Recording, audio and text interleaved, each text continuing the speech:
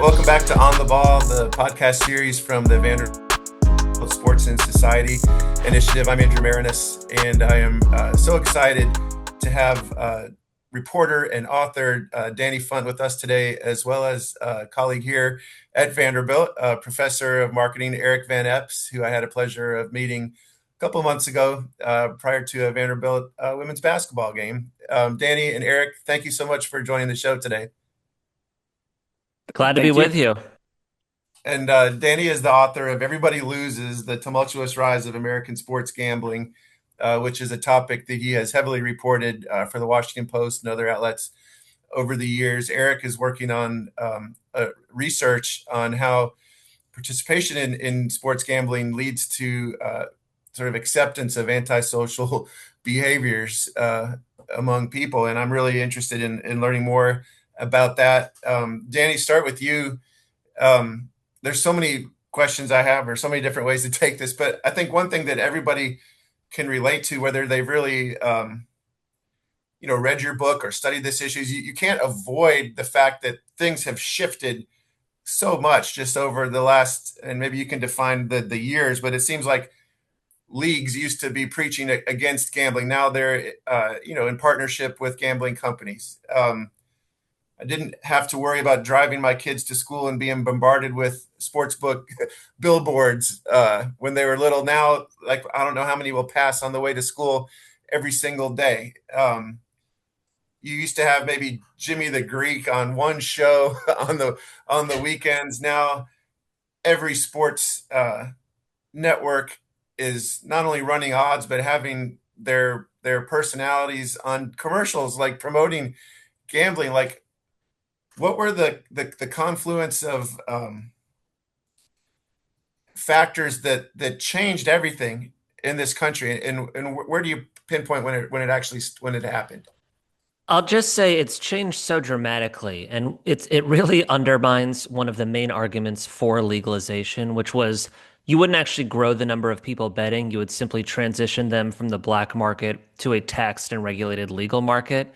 And it doesn't take immense research or sophisticated insight to know that if you spend billions of dollars on ads and you've got the leagues and their broadcasters pushing gambling at every opportunity, obviously way more people will be betting on sports than ever before. So we're still seeing the industry and its allies make that argument, and I think it gets less and less credible with every day.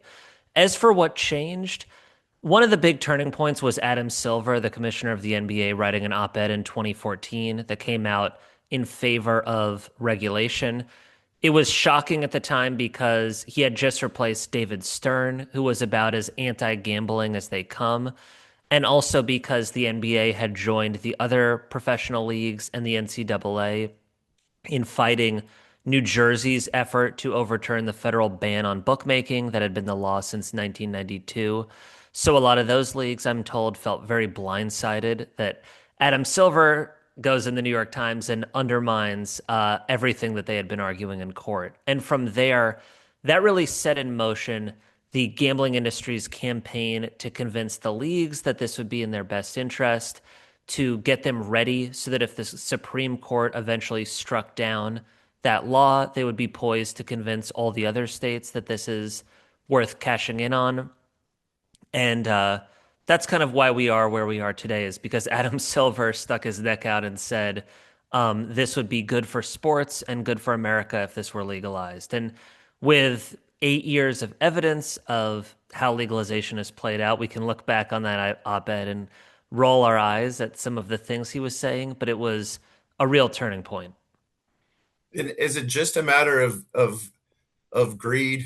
I mean, like, why is everybody buying in, from celebrities who are on the commercials to media members who are promoting to leagues that are, in such close cahoots with these companies? You do write that, TV ratings are driven by gamblers, right? Historically have been. So there may be some side effects that aren't directly related to the money that's generated by the advertising or by the gambling. I mean, is there any redeeming reason why things have changed? Greed, but also a clear bandwagon effect in all these different categories, like with the leagues, where Adam Silver, comes out in support, and then the others get on board very quickly. With media, where there was one monumental partnership with a broadcaster and a sports book, and then all the other broadcasters followed suit. On and on. I think a lot of people are saying, if people are going to make money off this, I feel like a sucker if I don't. And that's pretty depressing from a moral leadership standpoint, but I think it's very observable. Mhm. The other thing is, and I don't want to get, this is not by any means my area of expertise, but I do think we're less comfortable talking about morality than we used to be. And so you look at arguments that used to be made in Congress or by the commissioners or by any influential voices in sports, and they used to talk about what was good and bad for sports in a language that doesn't really exist in public discourse with sports or anything else now. And that maybe opened the door for these opportunists to cash in. The other thing is they were convinced that there were arguments to be had that legalization would be beneficial, mainly for the integrity of sports.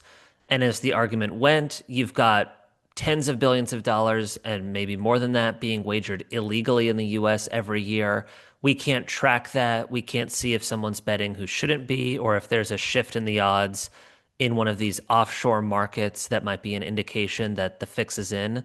If we brought this above board into the sunlight, we could detect suspicious odds movement or catch someone betting who's not supposed to be, and that will enhance the integrity of sports. I think there's reasons to be skeptical that they ever really believed that, but it was a very compelling argument to bring to the states and say, we care first and foremost about integrity. This is good for integrity. And so it gave them some cover when really I think they were looking about lining their pockets. Right.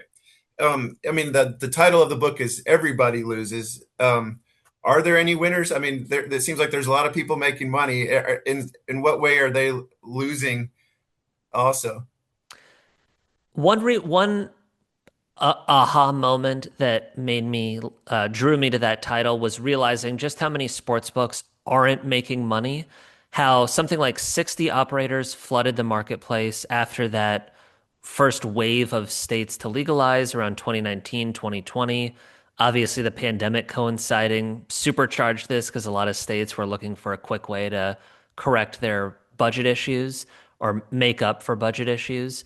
But you've got those 60 operators, and now it really seems like we're destined for a duopoly of FanDuel and DraftKings dominating the market, and a few others kind of fighting to stay afloat, and the rest going out of business or being acquired. It's not the sort of slam dunk house always wins business that people suspect. And just the idea that you've got all these companies and their investors losing was like, wow, if even the house is losing, that's quite a story. But the the inspiration for the title really was the idea that there's a lot more than money at stake. And even people who are making money might be losing credibility or losing trust, especially with sports when you see cynicism spreading about match fixing and other corruption.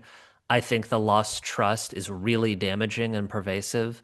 From a health standpoint, what we're losing as a potential addiction crisis takes shape is profound and hard to wrap your head around. There's a lot more than money, is my point. So even if a handful of companies are making money, they might be losing something deeper than that.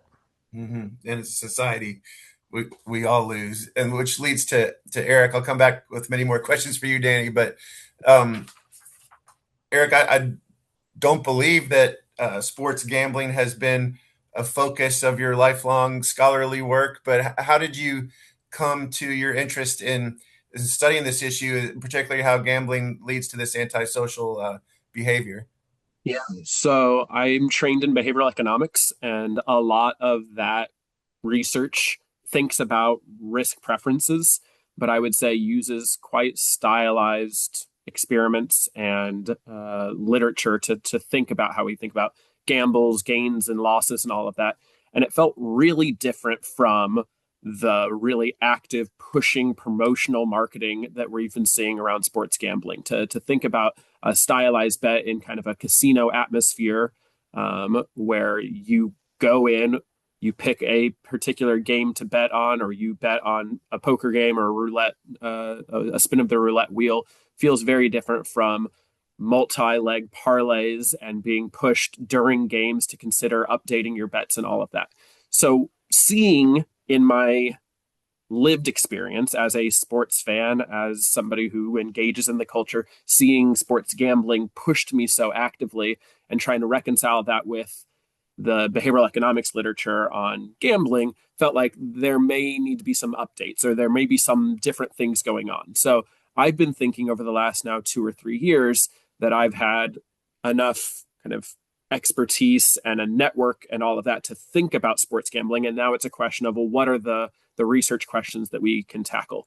And one came about in a very benign way, I think, is that I was playing in a fantasy basketball league, right? I had some friends, and we all had our fantasy teams, and we had a $20 buy-in to be able to play in this fantasy basketball league.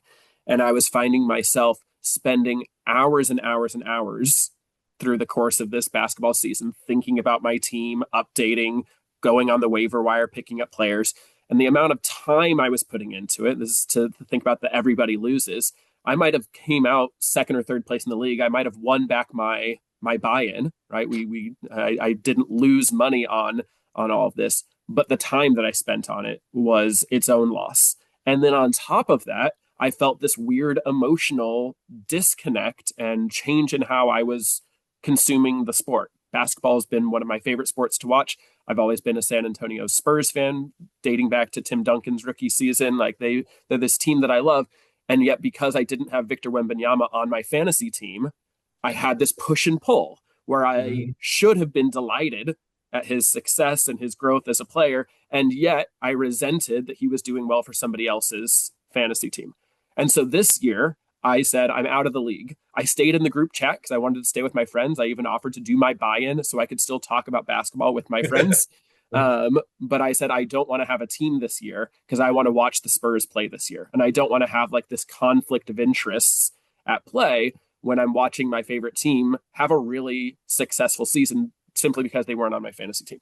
So that's a long-winded way of thinking about this problem. But I was feeling this real emotional pull that was counter to my typical interests. And I feel like that has to be going on over and over and over again among sports fans. And then as you're seeing the rise of these other prediction markets in Kalshi and Polymarket and all the rest, when people engage in anything in the world where there's these financial incentives on the line, potentially that are contrary to your actual typical day-to-day preferences, and that we might see a real loss in our empathy for people, that we might actually want bad things to happen to real human beings because they're on the opposite side of our bet, and that we need to study that and think about that critically. So that's the motivation for all of this. We're doing data collection right now. We definitely don't have papers that are ready to publish or anything, but we're seeing consistent evidence that when people have money on the line, they are more accepting of hypothetical bad things happening to the opposite side of the bet. So one example of this, we asked people who had a bet on the line during the Super Bowl, right? We knew that was like an event that we could ask lots of people about. And we said, okay, if you're betting in favor of the Patriots, how happy would you be if this negative thing happened to a member of the Seahawks? And vice versa. If you had a bet on the Seahawks, how happy would you be if a negative thing happened to the Patriots? And perhaps unsurprisingly, but I think important to document, their willingness to accept those negative things happening, their hypothetical happiness if those bad things happened, increased when money was on the line relative to when it wasn't, right? So you could be a Patriots fan, but now if you're a Patriots fan who has bet money on the Patriots, now you're especially incentivized, not just for the Patriots to win, but maybe for something bad to happen to the Seahawks to make sure that the Patriots win or something like that. So that's where the research is going. I got new data in just this morning that I analyzed. We're like finding the effect relatively consistently. We're trying to figure out the boundary conditions and all of that.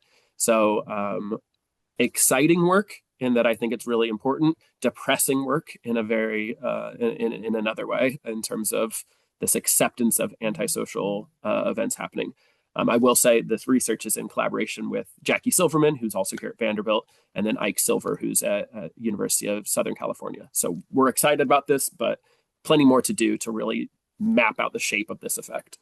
Yeah, and I remember when I first met you, one of the aspects of this that you were interested in was when not only are people like rooting for maybe bad things to happen to someone, they then also begin to potentially harass the athletes themselves, who they feel like cost them money, right? And that I know that anecdotally we have seen that with athletes here at Vanderbilt who will get DMs or messages. What have you noticed in that regard?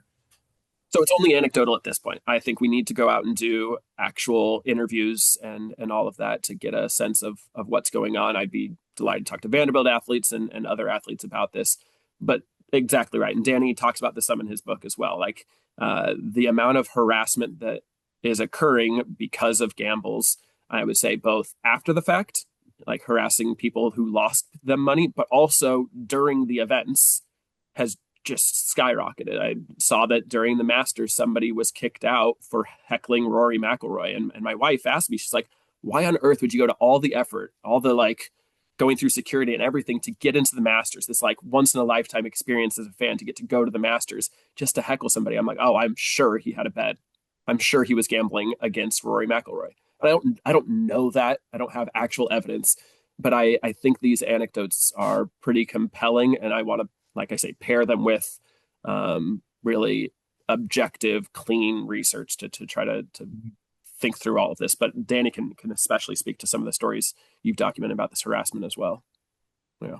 Yeah, Danny, I think the great thing about your book is that it takes this big issue, but tells it through the stories of real people, and so I am curious about, could you share some of the anecdotes that you discovered that illustrate some of the points that Eric's making about how this changes people, changes maybe even the wiring of their brain. Yeah, I begin the book with stories of athletes being abused by gamblers because I find it so disturbing, especially where that could be headed, but also because it's an undeniable example of a byproduct of legalization. As the NCAA official who's in charge of gambling policy put it, that sort of harassment was like a flickering flame before legalization took off, and now it's like a wildfire burning out of control. That's pretty stark. And something that I wish the commissioners and the other powers that be behind the betting boom would answer for, as in, are you really comfortable with this trade-off for whatever we're getting out of gambling? Is it okay that we know as a consequence athletes of all levels and all visibilities will be hounded by gamblers on an almost game by game basis, which is not an exaggeration. That's something the NCAA has documented in surveys. There was an anonymous poll of NBA players that had some pretty brutal responses about what they're dealing with. I remember in particular, Jalen Brunson of the New York Knicks said, whatever you're picturing of and I know I said it's anonymous, but they had some named quotes.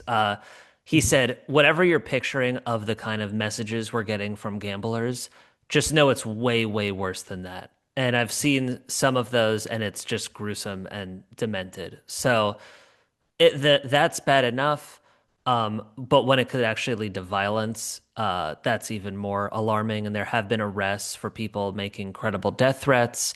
And I heard from the former chief security officer of the NFL who said, in his words, it's only a matter of time before some enraged gambler tries to kill someone who cost them money. When Eric was talking about some of the social consequences of all this, that was really in the back of my mind throughout. Like, does this enrich fandom or cheapen and degrade it?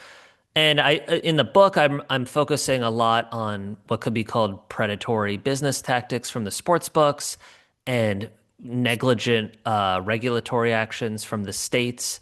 And I think that's a little bit more clear cut and easy to analyze. But I hope we're thinking about those social issues in the backdrop. And there was one interview I did that I really found eye-opening on that front. It was with someone who had worked at FanDuel in marketing insights.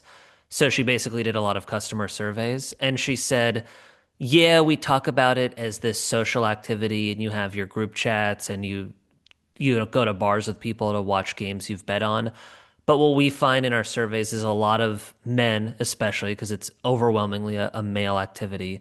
A lot of men are doing this at home alone, and they don't like to talk about it, and they don't like to talk about how much they're losing because there's a bit of embarrassment with that. But just the idea that this is a remedy for this male loneliness epidemic that we hear so much about, or that it's feeding into a financial desperation and even nihilism that we hear so much about. That to me raises the stakes well beyond, is it annoying when we're trying to watch a game or something? It's seems to be a lot deeper than that. Mhm. Speaking of the predatory nature of it, one thing that bothers me on commercials is like if you have a gambling problem, like as if it's entirely the individual's fault that they have a problem, and really not acknowledging the fact that how much effort, time, sort of sneaky marketing practices are put into preying on the people who are the most vulnerable. Even when you'll maybe see that 800 number for responsible gaming or support, like how would you describe or do you have a story you can tell that really illustrates the way that these companies are actively sort of pursuing the most vulnerable, and like what an average person is up against not to get hooked on this? Yeah, I'd love to share some, but let me just say first, as far as this semantic question, I used to kind of roll my eyes at that stuff and be like, what difference does it really make? And the more I learn about this and speak with people, especially people in recovery for gambling addictions, the more I take that stuff very seriously. And I think it does have a serious impact on perceptions. And that phrase you referenced, bet responsibly, is a great example of that because it really, in some respects, lets the operators off the hook, as if this is a matter of personal responsibility and discipline. And if only you were more responsible, you wouldn't have your gambling problems. And when you realize this is not just an addiction, but a especially brutal one and a really, really challenging one to overcome if you do suffer from that mental health disorder, to frame it as a character defect strikes a lot of people in both in recovery, but also just health advocates and psychologists as especially cruel and harmful. And also, when we're talking about how confident are we in the operators that they're looking out for the best interests of customers, that saying bet responsible, again, overshadows the fact that really the way the products are designed and the visibility and ease of access to the products is driving a lot of addiction rates and just examples of problem gambling beyond some stuff that a lot of people say is just PR. It's just window dressing. This whole responsible gaming culture. As far as demonstrating how over the top it can be, I have a whole chapter about so-called VIP customers. These are people who are losing thousands of bucks a week, sometimes much more than that. And just the industry insists that these are very wealthy people who don't even know that money's missing. And if you understand the literature around gambling addiction, just because you can afford to lose a lot of money doesn't necessarily mean that it's healthy to be betting every hour of the day practically and, obsessing about gambling whenever you're thinking about sports. But yet I think we're a little bit more comfortable with the idea of people betting a huge amount of money if they can afford it. The problem is that just about everyone I've met who's in recovery for a gambling addiction was treated to those VIP perks. We're talking about total, white glove customer service of someone texting you day and night about your bets and about everything else, taking you out to dinner, going to games with you, playing golf with you, giving you all these gifts and other freebies like throwing out the first pitch at a baseball game, or, here's a new set of golf clubs. You mentioned you like golf, on and on and on. That is just so overboard when it comes to securing these prized customers. About 1% of them, about 1% of bettors make up about 50% of revenue. And so you could understand why the DraftKings and FanDuel of the world have hundreds of employees dedicated to looking out for their every need. And yet, I heard the companies again insist, don't worry, at that level, we are checking that you either have the income or just the liquidity to be able to bet that much. And so I was speaking with a guy in Connecticut who was telling me about, he became addicted to the betting, but also that VIP treatment. And it made him a lot harder to quit because he loved being taken care of in that way. He loved taking his wife out to practically $1,000 dinner, and FanDuel would just, pay the bill. And he said it made it a lot harder for him to get help, knowing he was going to lose the betting and the VIP status. And in the back of my head, I'm remembering all these conversations with these companies telling me, yeah, this sounds like we're egging people on to bet and bet and bet, but we make sure they can afford to do it and they're doing it safely. So I asked this guy, you mentioned you lost 100 grand in a year at FanDuel.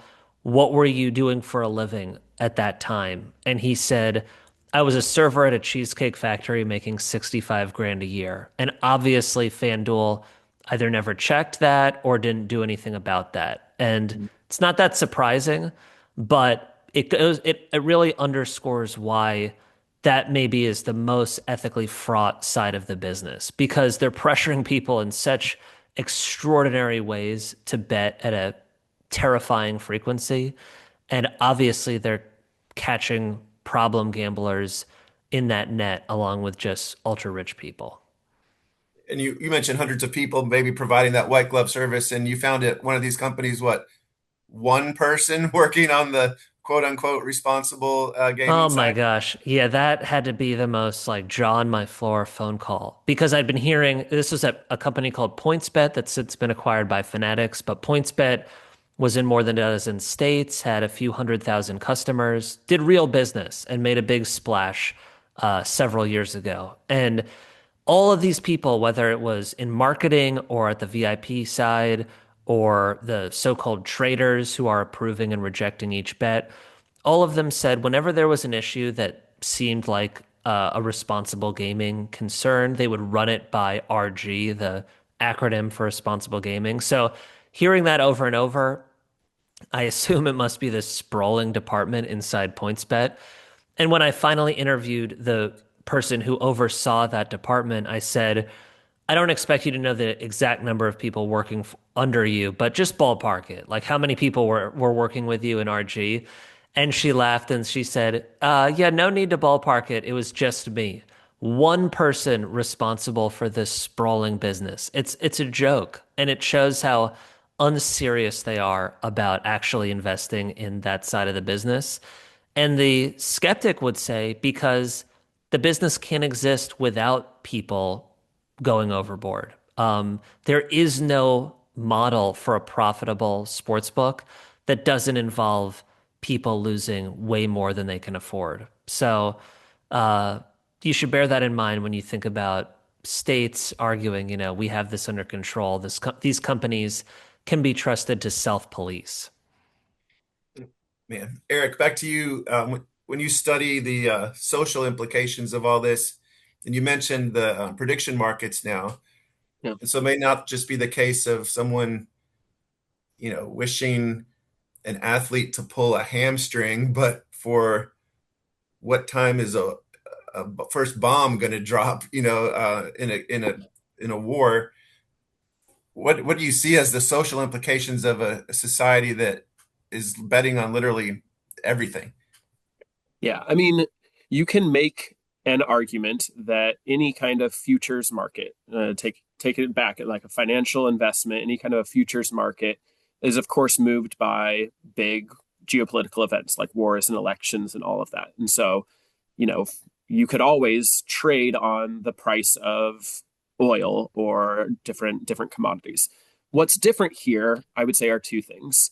One is we're getting much more specific about the event. So, in terms of kind of the way you frame it psychologically in your mind, you are now thinking not about, all right, the price of oil might go up or go down based on the war that's happening, and just trying to think like, well, but then maybe this maybe we'll open these strategic oil reserves. And you'd have to really think critically and understand the dynamics at play a lot more. If I instead make the bet be about something specific in the war itself, well, now that feels like something you can wrap your head around and you think you actually understand it reasonably well. So now you might be more likely to enter these markets than you ever would have previously. Calculating the price of oil feels quite complicated. Deciding whether or not I think I know better than other people on the other side of this bet for a very specific event, people might feel like they have more relative competence in. So that might increase the number of people playing these bets to begin with. And then above and beyond that, as we've kind of already highlighted, once you have like an opposite side of the bet, you're actively incentivized for that opposite side of the bet to do poorly. And that might mean simply kind of psychological wishing for that to happen, but it may lead to actions as well that encourage for that thing to happen, whether that's posting misinformation on social media.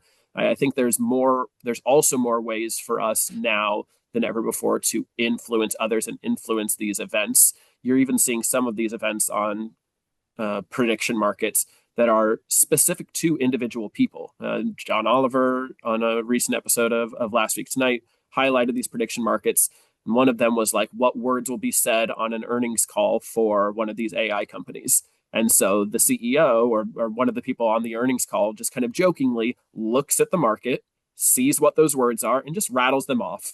Whether or not they had a bet on the line, there's this like active manipulation as well that only exacerbates this feeling that we have that like everything is rigged. Nothing feels like there's real fundamentals in the world that we're investing in or that we're thinking about. And I worry it's going to really degrade our empathy for other people and our belief in some of our traditional ways of investing for retirement, such that it all kind of feels equivalent. Like that's my big concern, is that the more we see sports gambling, the more we see prediction markets, that we won't differentiate between those and investing in a 401k or investing in real estate, that it all feels like a game, that it all feels like something that could be rigged. And that then people are going to say, so I might as well gamble on sports because at least I like sports and I know more about sports than trying to invest in the stock market or something like that. So that's a big picture concern that I have. And I may be kind of a little bit out in front of my skis to argue that's what this is all necessarily going to lead to. I can't say for sure that's where this is all going, but that's what I'm studying and worried about for sure. Mm-hmm. Danny, it seems like there's so many parallels between uh, this industry and like the tobacco industry. And in the course of my lifetime, things change where you don't see like a Marlboro ad on TV anymore, or the cigarettes are behind the counter. Like, what are the parallels you see there? And is there anything like what could fix all of this? Is there going to be some moment where we realize like the World Series was fixed, or that there are so many cases of addiction that something has to happen, or like what could possibly change the direction of what we're seeing? And short of that, are there remedies that could be put in place to limit the harm? Yeah, as far as the tobacco comparison goes, I used to be very wary of it just because it's so inflammatory and people think of tobacco as so deadly. And gambling addiction is certainly potentially deadly as well. But I treaded carefully. And I think hearing from people compare the way tobacco used to be marketed to the nature of a lot of gambling ads, that analogy becomes pretty undeniable, especially the use of celebrities to make it seem like this harmless, cool thing to do. I think when we see the rates of youth gambling surging from college down to even pre-teenagers, it's hard not to think that seeing superstar athletes and movie stars and all these commercials who make it look like gambling is just the way to be a sports fan now has a real effect. Also, I'm actually writing an article now, so I don't want to say too much about it, but the way that the tobacco business co-opted health experts and other trusted voices is evident in how some of the health advocates in gambling are being influenced. I'll just leave it at that. Mhm. As far as what could be done to reverse things, there are already some states that are trying to backpedal. Ohio has a bill in the legislature that would ban online betting. Colorado has proposed a number of restrictions, including on ads and on certain types of promotions that are very effective at seducing people and keeping them engaged. The industry is fighting that incredibly aggressively, as you'd expect. So, as far as what it would actually take to really swing things, there was someone in my book who I quote at the end who laid out three possibilities, and I think they're pretty compelling and horrifying. One was a rash of suicides among gambling addicts, which you saw in the UK that led to a lot of reforms. And the suicidal rate among gambling addicts way exceed it's the exact number is debated, but it way exceeds alcoholics and other substance abuse addictions. So that's not far-fetched. The other one was, as I mentioned earlier, an athlete killing a gambler killing an athlete, and then the blowback that that would cause. And the third was a major match fixing scandal involving some superstar or a very high profile game. And the person who told me this, I agree with him, is rooting for the fixing scandal because at least that one doesn't involve someone dying. But they would Mhm. all be pretty catastrophic. And yet, there is just so much money to be made, and it's so hard to convince a state to turn off the flow of tax revenue once they're accustomed to it. Unfortunately, it does seem like it would take a real crisis to get people to wake up to how out of control this is becoming. Yeah. Wow. Well, wrap this up with one last question. I mean, I approach this as a sports fan. I hate the fact that it seems like in order to be a sports fan, you have to be involved in this. Maybe I'm a hypocrite to some extent because, like Eric, like I do play fantasy sports for um, $20, minor amounts of money that are going to friends rather than to a book. But especially when I think about my kids and that what they're exposed to might lead them to believe that this is just part of being a sports fan. Danny, what would you say you discovered that parents should understand about the potential impact on their kids? Even mine are 12, and 15 years old. Yeah, I started playing fantasy football when I was 9. It was a free league on Yahoo. I still play on Yahoo. I barely risk any money. It definitely does not activate the gambling juices the way that other stuff does. And now I heard, and I quote a guy in the book who's a very successful professional football bettor and odds maker, who sat his 9-year-old down to explain how the house has such a significant edge in sports betting and how it's really not a way to win money. So just the idea that you might need to give the sort of gambling version of the talk to a third grader is Mhm. so surreal and yet I think appropriate because of how inescapable these ads are. It sounds like some states are considering curriculum, just like they try to educate kids about the dangers of drinking and smoking and whatever else, that gambling ought to be included in that. But I still think there's a big learning curve, and sometimes it's a matter of just parents not recognizing that they really shouldn't be encouraging their kids to gamble. It sounds like some view it as a bonding experience or like, gosh, there's a lot worse that they could be out doing than risking a little money on sports. I'll even facilitate that and say, here's my account, have at it. That sounds like a terrible idea. And it might take a Mhm. while, though, for that to fully sink in. So I do think the idea that way more kids than ever are betting, and it often starts with sports, and then, like so many people, they look for other ways to bet, and that can be where it gets really overboard. But when you hear a study recently that found that a third of teenage boys have bet on sports, or you see a survey that found that 1 in 5 college students dip into money they've set aside for tuition to fund their sports betting, that's that's pretty widespread. That's not some fringe issue, and I think that'll get a lot of people's attention. Yeah.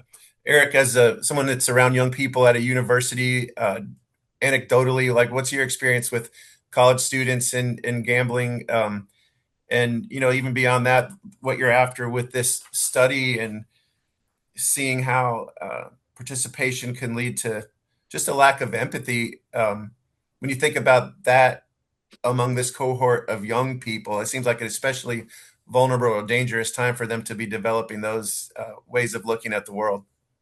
Yeah, I mean, I try to talk about different research projects of mine in class, and inevitably, when I mention sports gambling, that's when I find my students perk up the most or seem like they have the most stories to share, right? They're familiar with it, they know all about it, they're engaged or their friends are engaged. Sometimes, even though they're under the age of 21, they're mentioning this awareness.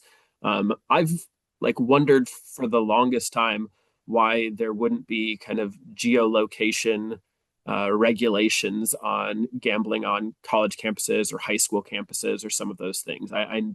The technology seems to exist, and so you would think we could do a little bit more regulation in that regard as well. Um, just to if you're saying there's an age restriction, like make the age restriction real and have Mhm. teeth rather than something that relies on people self identifying and telling you the truth. Um, I don't need to gamble while I'm on campus either. That's okay, right? If I, as a 38-year-old, can't place a sports bet while I'm in my office on campus, I think that would be permissible and reasonable. So there's some Mhm. common sense regulations that I think still elude us as a nation and organization by organization that I would love to see a little bit more of. Uh, Returning to your question just about being around young people and these questions of empathy and the rest. I mean, I think my students. I don't know. I'm lucky enough to be around students who I think are like trying to do better. Right? They're really idealistic or optimistic. I have really good students, and I don't find that they're like telling me I'm wrong for studying this. They're telling me like I'm worried about it too. And so to some extent, I think like we want to hear from them and they do have the empathy right now, and we don't want to just write them off or say that this is like a lost cause and that we can only deal with kind of treatment on the back end, but rather figure out what we can do up front to kind of help them and be there for them. I will say, final one thing is like I've had good interactions with individual people at these sports betting operators and the regulators that are trying to like. There's a lot of people trying to do best, but I return to these questions that were raised by both of you, Andrew and Danny. We put a lot of the focus on like individual self-control, where it's like it's up to you to seek help. If you have a gambling problem, call this number. And we're doing a lot that says like it's up to individuals to resolve it at every sit. And I just think there's a lot more as policymakers, as advocates, as organizations, as businesses, kind of across the field. I think there's a lot more we can do to put structures in place rather than just tools in place. And so that's what I'm continuing to study as well as what are those structures that can really help people out. Mhm. All right. Well, Danny's book, highly recommend it. Everybody Loses. Danny, for those who are interested in learning more about you or the book or following your continued reporting on this subject, how can they do that? My website's dannyfunt.com. My name is my social handle, and hopefully you can find the book on Amazon or Barnes and Noble or your local bookstore. That's great. And Eric, if people are interested in your research on this, is it possible for them to find it somewhere? And when might that be? Yeah, I mean, stay tuned in terms of actual academic papers coming out and all of that. But I'm Eric VanEpps at Vanderbilt in the Owen Graduate School of Management. Certainly available for emails and conversations about the research. But yeah, we're hoping to have papers out later this year, next year. It's an ongoing process for sure. Fantastic. Well, Eric and Danny, thank you both for taking the time to join the show.